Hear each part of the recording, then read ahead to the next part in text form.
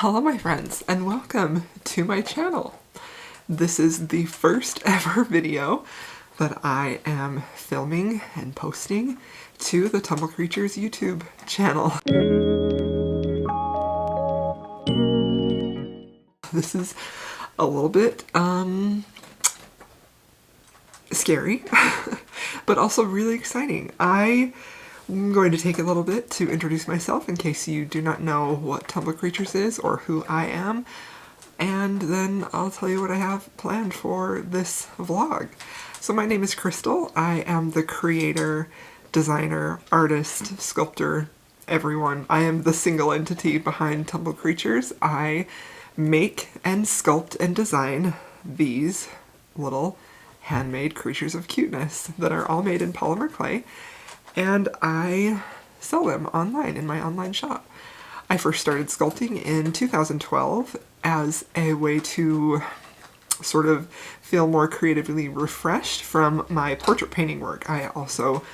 Before I started Tumble Creatures, I was a portrait artist. I was specializing in watercolor and oil portraits, and I felt like I kind of wanted a little bit of a break from that, so I decided to start sculpting. And then I decided to just open up a little shop on Etsy and put them up for sale, and some of my horse-loving friends bought them, told their friends about it, and here we are today. It has been 8 years since I started Tumble Creatures Etsy shop, and I am doing very well with my business still. I'm still able to sculpt. This is my full-time job, and I am eternally grateful for that, and for every single one of my customers throughout the years, and for all of my fans and followers. I love and appreciate every single one of you. So, this YouTube channel has been a dream of mine for a very long time. I am a huge fan of artist vlogs, studio vlogs. I love seeing behind the scenes. I love seeing people's studios. I love seeing their creative process and really getting to hear a little bit more about why they created what they did. I just feel like that's so interesting, and I just love having them play in the background while I am working. So I wanted to do my own, but I always felt like, well, one of the things that held me back was I don't have a really fancy studio. I don't have a dedicated studio. I have a studio room in my home. One of the reasons I started Tumble Creatures was to be able to work and raise my kids while I was at home with them, and this has allowed me to do that. Another thing that held me back was that I didn't really know anything about videography or editing or any of that. I thought that was way too technical. So 2020 happened, and I decided I was going to teach myself how to film and edit videos. And so I did.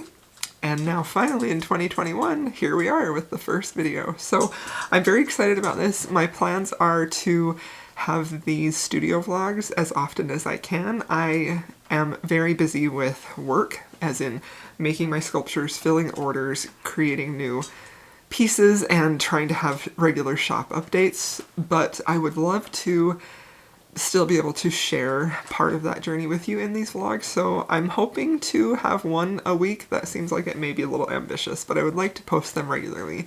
I don't plan to focus on any tutorials. I'm sorry, that's not something that I feel like is a strength of mine, but I will be sharing my thought process and how I go about designing and just sort of the behind the scenes of running a small business. So most of all, I just hope that you will be able to enjoy seeing this little peek into my life and the creative process, and maybe you will enjoy that. So tomorrow is the launch of the March Tumble of the Month. So these are unique and specific designs that I create every month that are exclusive to this month in this year of sculptures. They are pre-orders only. They are not ready to be shipped right now, so I put listings up in my shop and then I post them and my customers and clients buy them. This is Cosmo.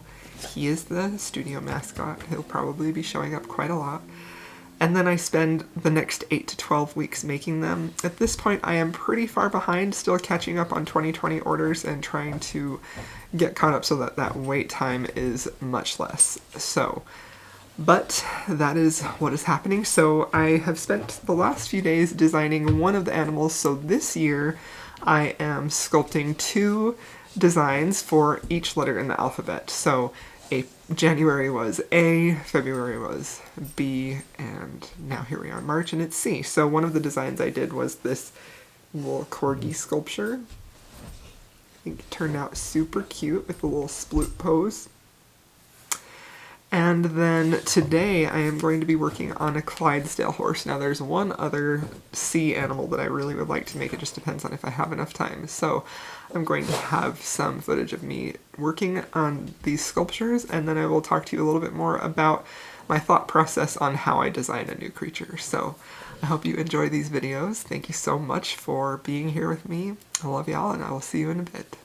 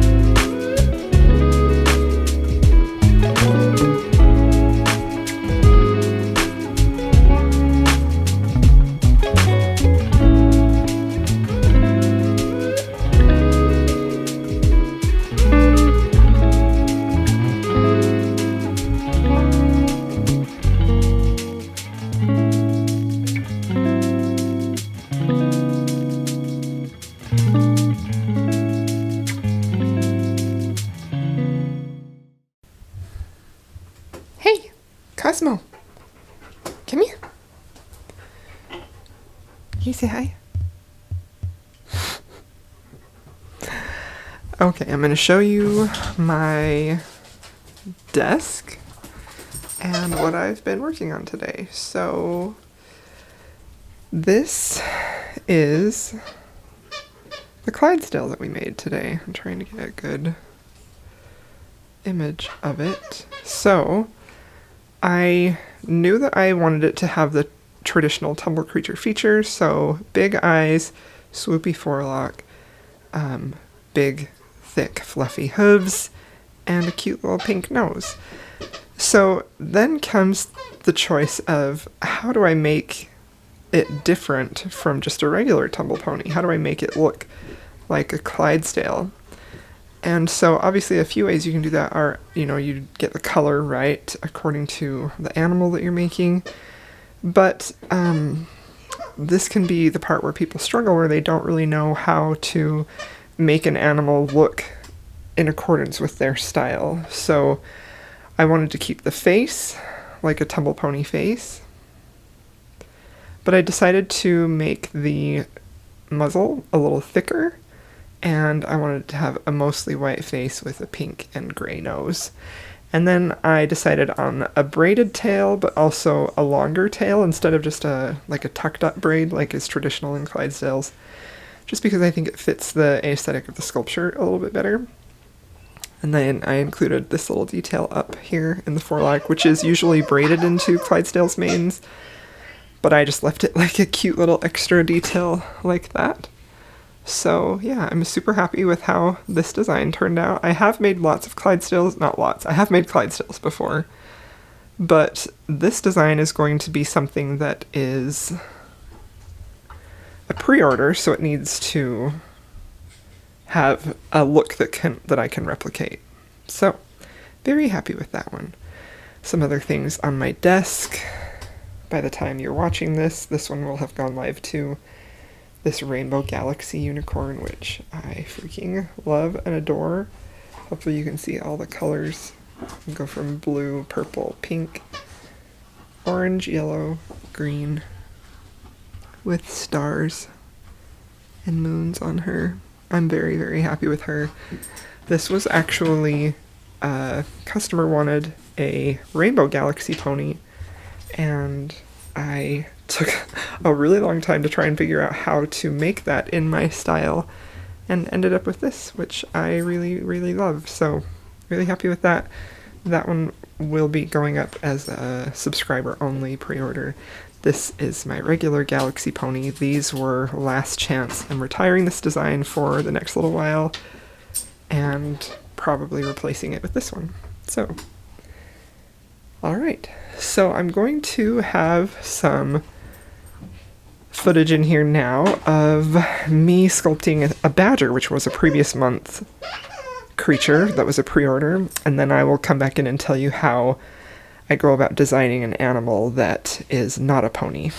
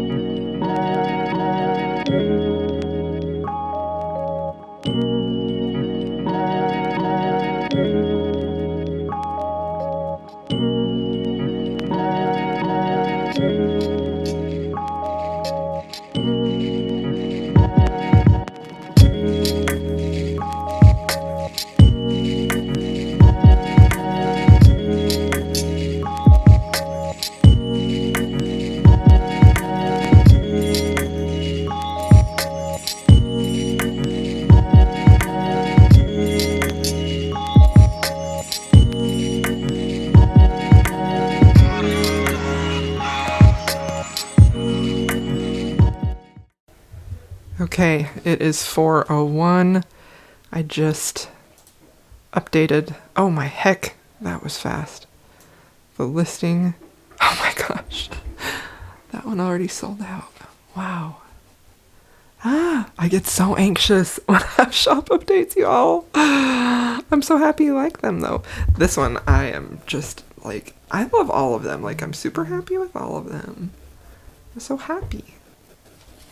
So yeah, it's exciting. It's been a busy day, but yeah, haven't done any sculpting, just a lot of computer and administrative work, getting orders figured out and getting shipping stuff ready and all this, you know. This is a large part, not a large part, but anytime I have shop updates, it's almost always just administrative. Here are all these cuties waiting to go home. That's my phone alerting me to sales. I'm so thankful, you guys. Thank you so much. Holy cow, you guys, That sold out in about 4 minutes. I am blown away. Thank you so much. Like, wow. Kazi's down here. He's waiting for me to finish work to go for a walk. Kazi, want to say hi to the people? No. He's bored. He fell asleep waiting. Hello, friends. Okay, well, we just had the March pre-order adoption happen. Shop update on my website.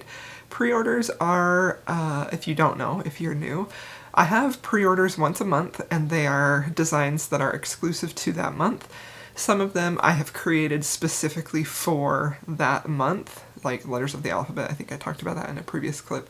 Some of them are designs that I have just created just for fun, like for a previous shop update where I've had ready-to-made sculptures made then.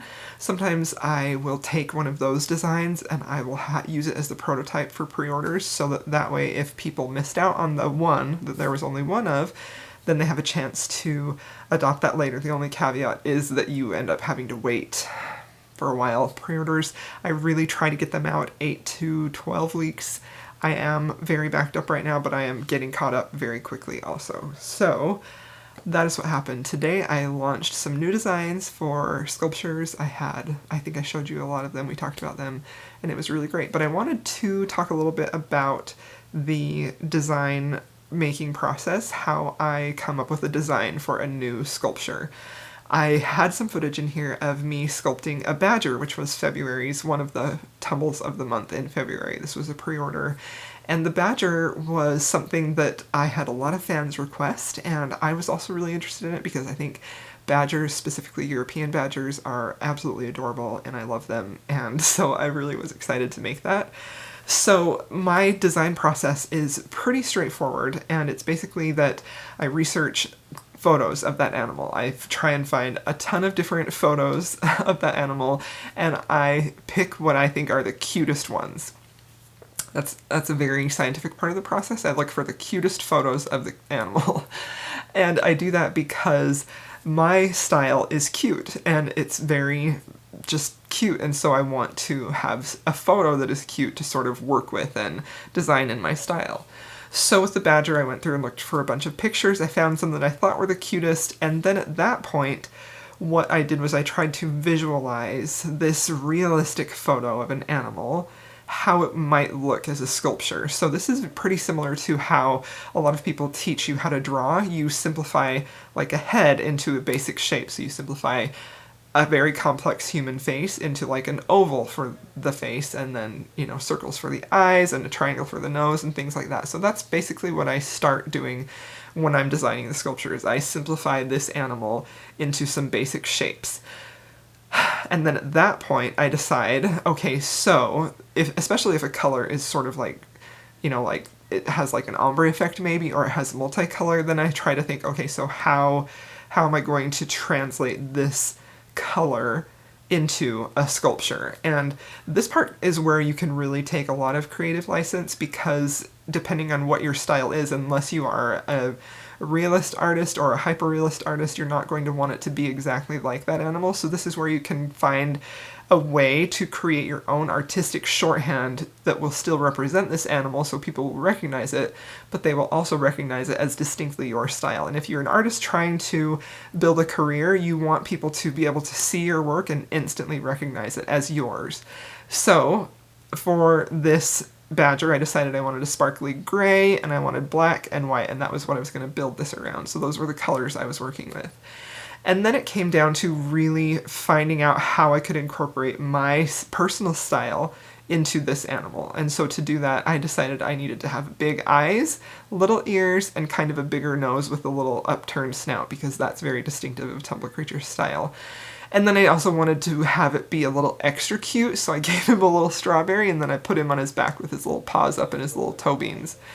And that was how I came up with that sculpture design. It was a lot of planning in the beginning, and it was a lot of looking for things that I could emphasize that were cute already and emphasize it in my style, and yeah, that was it. So I hope you enjoyed this first edition of the Tumble Creatures Studio vlog. All of my contact information will be down in the description if you want to follow me on Instagram or Facebook, where I post daily updates. I post frequently to my stories, and you can get a more look at what happens behind the scenes and just connect with me.